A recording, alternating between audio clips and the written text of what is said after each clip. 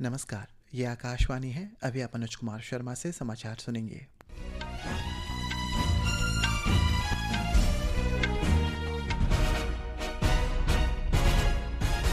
पहले मुख्य समाचार। सर्वोच्च न्यायालय का वक्फ कानून पर रोक लगाने से इनकार। वक्फ संशोधन अधिनियम 2025 के कुछ प्रावधानों पर रोक लगाई। इसमें वक्फ बनाने वाले के लिए 5 साल तक इस्लाम का पालन करने वाला खंड भी शामिल। अल्पसंख्यक कार्य मंत्री किरण रिजिजू ने फैसला का स्वागत किया। प्रधानमंत्री नरेंद्र मोदी ने पूर्णिया में एक हवाई अड्डे और बिहार में राष्ट्रीय मखाना बोर्ड सहित 40,000 करोड़ रुपए से अधिक की विकास परियोजनाओं का शुभारंभ किया। वित्त मंत्री निर्मला सीतारमण का देश के सभी जिलों में एआई तकनीकों को अपनाने का आग्रह। यूपीआई के माध्यम से एक दिन में व्यक्ति से व्यापारी लेन देन की सीमा बढ़ाकर 10 लाख रुपए की गई। झारखंड के हजारीबाग जिले में मुठभेड़ में 3 नक्सली मारे गए। और एशिया कप क्रिकेट प्रतियोगिता में आज श्रीलंका का सामना हांगकांग से और संयुक्त अरब अमीरात का मुकाबला ओमान से होगा।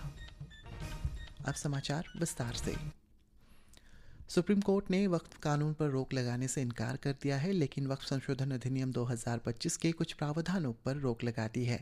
वक्फ संपत्ति को समर्पित करने से पहले किसी व्यक्ति को 5 साल तक मुस्लिम धर्म का पालन करना अनिवार्य करने वाले प्रावधान पर रोक लगा दी गई है।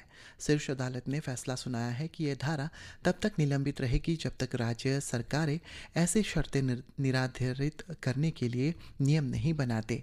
एक अंतरिम आदेश सुनाते हुए भारत के मुख्य न्यायाधीश न्यायमूर्ति BR गवई और न्यायमूर्ति ऑगस्टीन जॉर्ज मसीह की पीठ ने कहा है कि उनसे प्रत्येक धारा को दी गई चुनौती पर प्रथम दृष्टया विचार करना और पाया गया है कि कानून पर रोक लगाने का कोई मामला नहीं बनता है।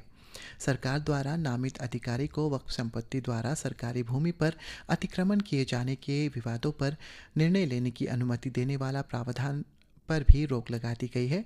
अदालत ने कहा है कि कार्यकारी अधिकारी नागरिकों के अधिकारों का न्याय नहीं कर सकते, क्योंकि ये अधिकार प्रतिकरण का उल्लंघन होगा। अदालत ने ऐसी विवादित संपत्तियों पर तीसरे पक्ष के अधिकारों के निर्माण पर भी रोक लगा दी है, जब तक कि न्यायाधिकरण मामले का फैसला नहीं कर लेते। न्यायालय ने वक्फ नियमों के गैर मुसलमानों को शामिल करने के प्रावधान पर भी विचार किया है।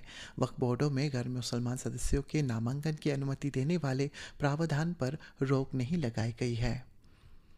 अल्पसंख्यक मामलों के मंत्री किरण रिजिजू ने आज वक्फ संशोधन विधेयक पर सर्वोच्च न्यायालय के फैसले का स्वागत करते हुए इसे भारत के संसदीय लोकतंत्र का एक आदर्श उदाहरण बताया है। सुप्रीम कोर्ट का जो बेंच ने जो तय किया है, ये हमारा लोकतंत्र के लिए भी बहुत अच्छा शुभ संकेत है। दूसरी बात ये है कि वक्फ अमेंडमेंट एक्ट में जो प्रावधान है वो संपूर्ण रूप से पूरे मुस्लिम कौम के लिए फायदा पहुंचाने वाला है और वक्फ बोर्ड के माध्यम से जो मिसयूज होते थे वो भी बंद हो जाएगा और वक्फ प्रॉपर्टी से जो भी फायदा होगा वो मुस्लिम महिलाओं के लिए, मुस्लिम बच्चों के लिए, यतीम के लिए, जो बेघर है, जो मुसलमानों में भी जो गरीब है, जो पिछड़ा है, उनके लिए काम आने वाला है।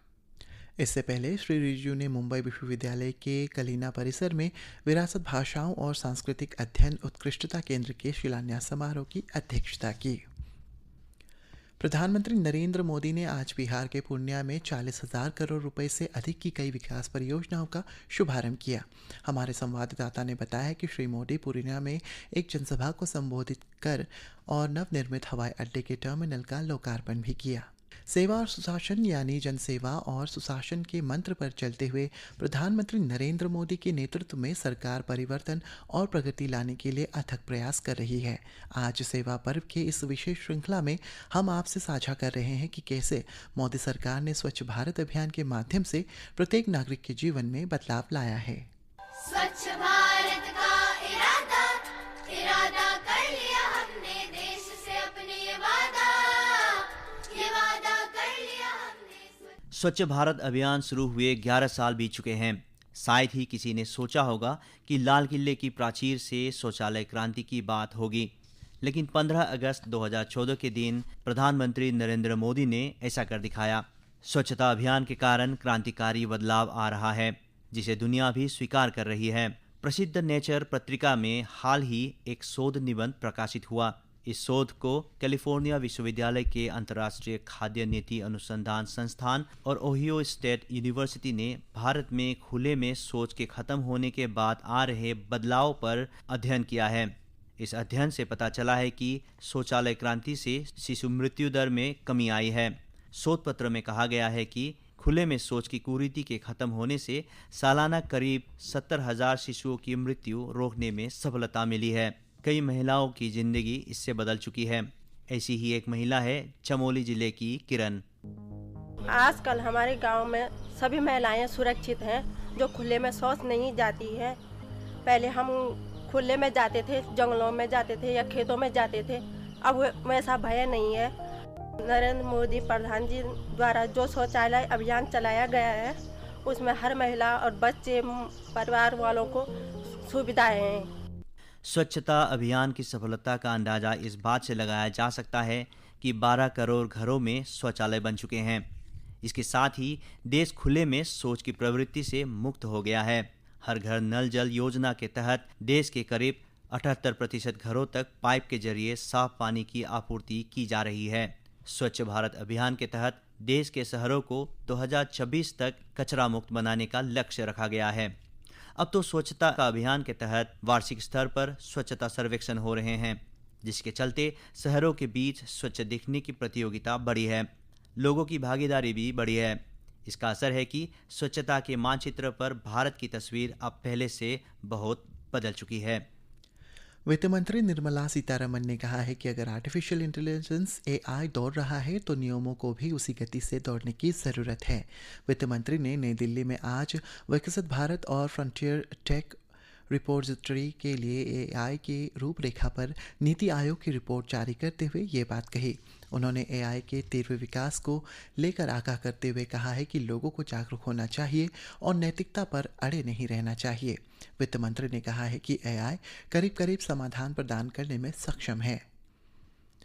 यूनिफाइड पेमेंट्स इंटरफेरेंस UPI उपयोगकर्ता अब एक दिन में 10 लाख रुपए तक के व्यक्ति से व्यापारी लेन देन कर सकते हैं। भारतीय राष्ट्रीय भुगतान निगम NPCI ने निर्धारित श्रेणियों में व्यक्ति से व्यापारी लेन देन के लिए एकल लेन देन सीमा को बढ़ाकर 5 लाख रुपए कर दिए हैं।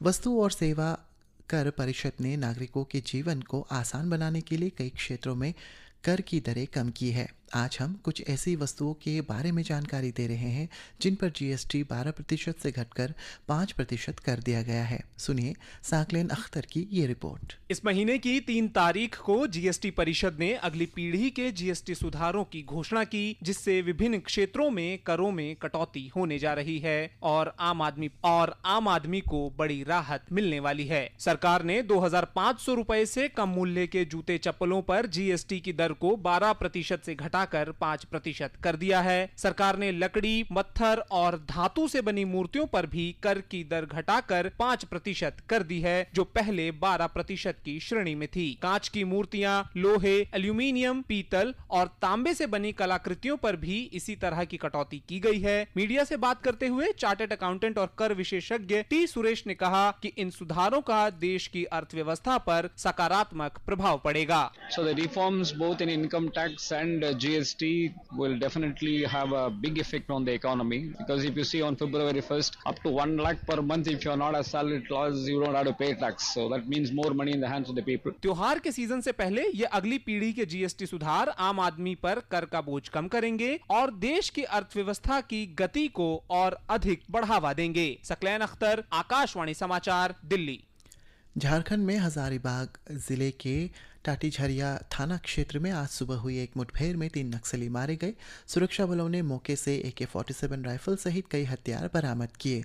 यह अभियान हजारीबाग पुलिस और केंद्रीय रिजर्व पुलिस बल ने संयुक्त रूप से चलाया था। एशिया कप क्रिकेट में आज अबू धाबी में संयुक्त अरब अमीरात का सामना ओमान से होगा।